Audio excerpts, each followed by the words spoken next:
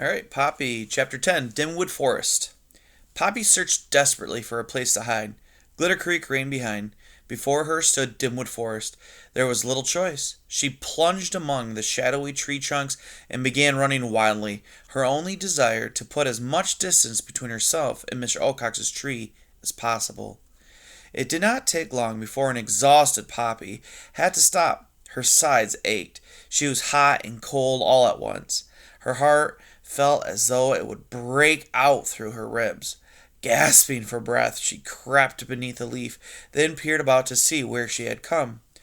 It was as if the sun had been stolen. Only thin ribbons of light seeped down through the green and milky air syrupy with the scent of pine, huckleberry, and juniper.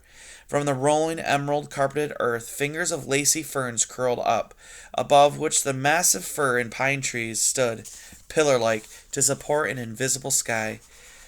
Hovering over everything was a silence as deep as the trees were tall. Matter of fact, here's a cool picture of Poppy in front of a big tree. There's Poppy down there. Just this wee little thing. Oh, actually, right there, sorry. Big old trees, kind of like giving an idea what Dimwood Forest would be like, right? Poppy gazed at it in awe. She was not sure what she thought Dimwood Forest would be like. She knew only that she'd never imagined it so vast, so dense, so dark. The sight made her feel immensely isolated and very small. Feeling small made her a part of all that she saw. Being part of it made her feel immense. It was so very terribly confusing. The silence was broken by the sound of sharp tapping. Poppy ducked, but nothing happened. From another direction came a yelp, a screech. Poppy shivered. Closer still was the smothered scurry of something slithery and unseen. A tree groaned, a branch snapped. There was the passing scamper of little feet. Poppy's heart raced just as fast. She could only guess what animals were making such sounds. Automatically, she thought of porcupines, recalling vividly the frightening picture her father had shown the family. Had not Mr. Ocox given a special warning about a particularly bloodthirsty porcupine he'd seen recently in the forest? He had. Poppy grew even more tense. She had to find a place to regain her composure. Anxiously, she gazed about for a safe place to rest. What she found was a massive boulder, its top half matted with dark moss, its lower part embedded in earth. Beneath it was a hollow. Poppy bounded over to the rock. Close up, the hollow proved to be more like a cave, utterly dark at the deep end. What was there? She edged forward, sniffing the air. She froze. A distinct animal smell alarmed all of her senses. Unable to identify what it might be, she listened intently, ears flicking this way and that, seeing and hearing nothing. She crept slowly forward until she was completely inside the cave. Was anything there? Only when she was quite certain nothing was did she begin to clean herself. Mr. Ocox, from a hiding place on the far side of Dimwood Forest, watched the barn at Newhouse intently. His nervous talons clenched and unclenched the branch upon which he was perched.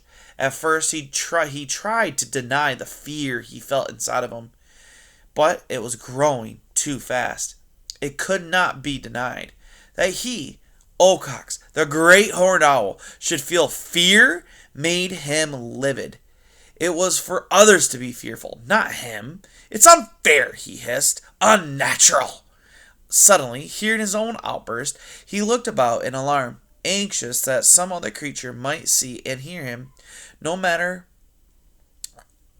Oh, lost my spot. Hold on.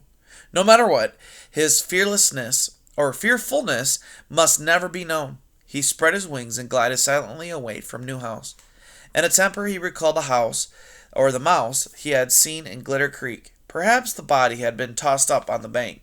He was upset enough to eat anything, even if it was already dead. When he reached the creek, he began to fly upstream, moving low over the water. Poppy paused in her fur cleaning. Now, I don't know what's wrong with me today. Poppy paused in her fur cleaning now and again to gaze out at the forest. It should not have been called Dimwood, she told herself, but Darkwood. She kept asking herself now she had ever thought she'd find her way through such a fearsome place. The likelihood of her survival was growing slimmer moment by moment. And though at the moment she felt relatively safe, she worried that she had not gotten far enough away from Mr. Ocox's watching tree. But which way should she go? She had no idea where she was. She was lost and she knew it.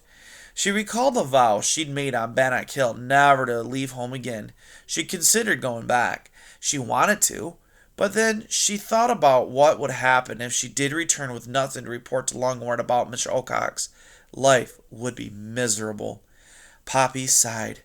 It was so hard to be courageous, so hard to be a coward. Going forward or back seemed equally awful. So much easier just to do nothing. But if she did nothing, she would surely perish.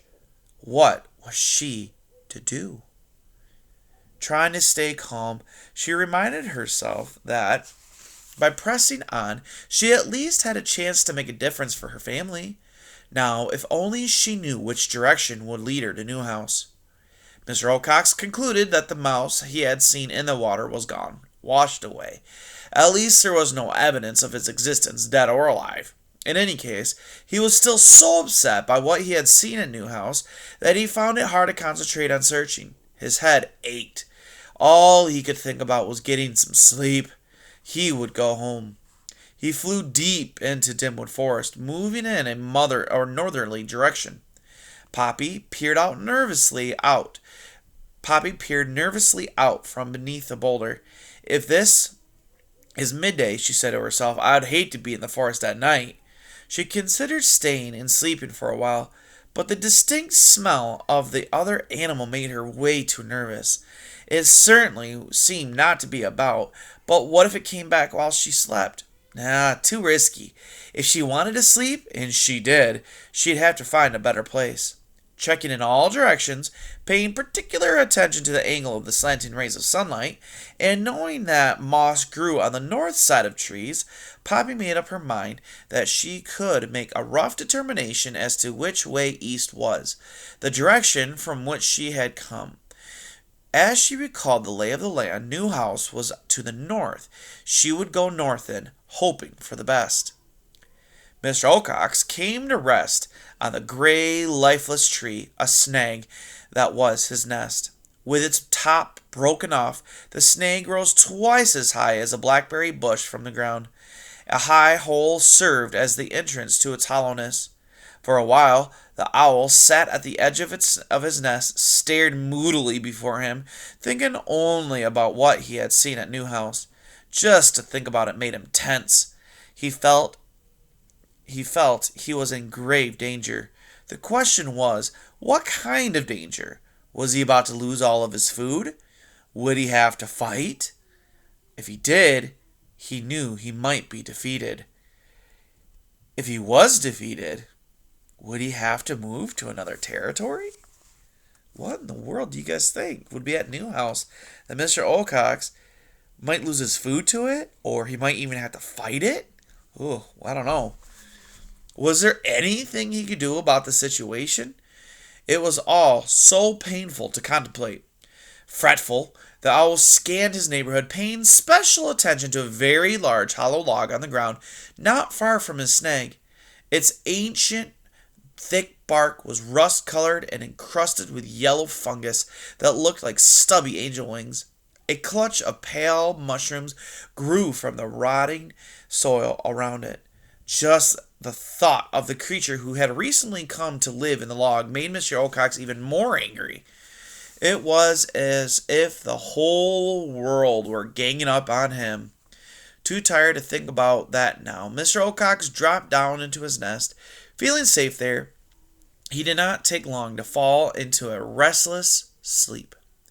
Poppy made her way northward through the forest in short runs. She could only hope she'd chosen the right direction. Sometimes she paused to eat, but she felt too insecure to stop for long. Her toes ached with tension. An hour later, Poppy stopped to nibble on some pine seeds. As she ate, she noticed a huge log, partly embedded in the earth. Covered with yellow fungus, it seemed very old, and it appeared to be hollow. Poppy considered it. If the log was unoccupied, it might be the perfect place for her to rest with safety. Then she noticed the remains of a large gray tree. Its top was gone, and it had a hole in its side.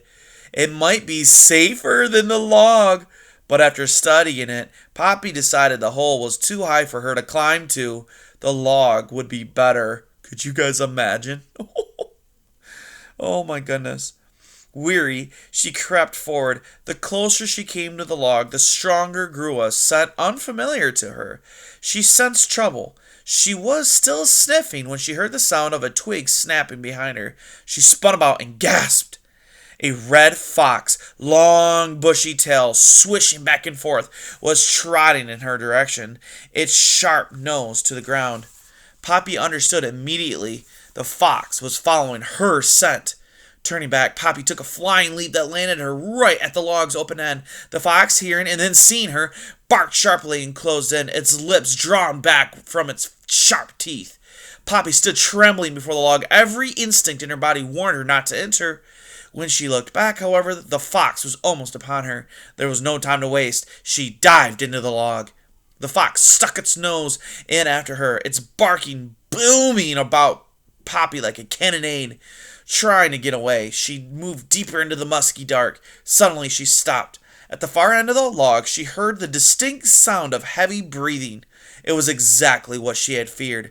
Another creature was already in the log. Hastily, she turned toward the log opening. She never reached it. The fox's lolling red tongue and sharp white teeth barricaded the way. Poppy stared back into the log's darkness. The breathing and rattling were drawing nearer. She was trapped.